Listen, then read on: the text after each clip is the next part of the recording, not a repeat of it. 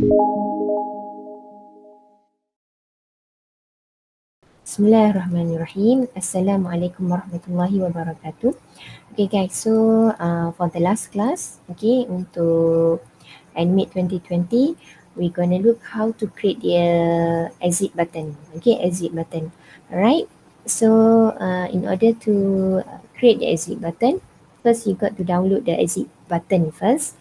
Okay, so lepas download tu, kita boleh simply import lah.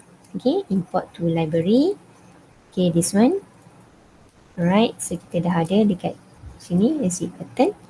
Okay, so kita akan, kita berada dekat scene 1 here. Okay, we gonna add another layer. Okay, so kita insert new layer.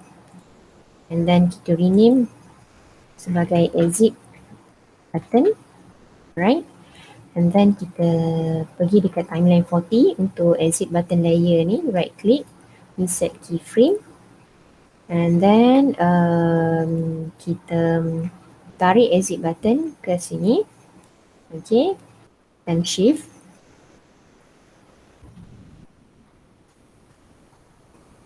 okay, kita letak kat sini, okay,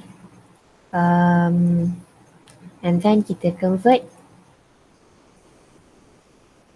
symbol. Okay, make sure the type is button and then okay.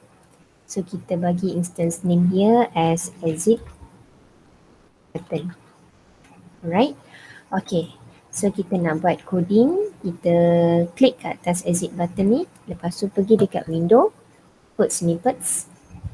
Okay, kita ambil click to go to frame and stop.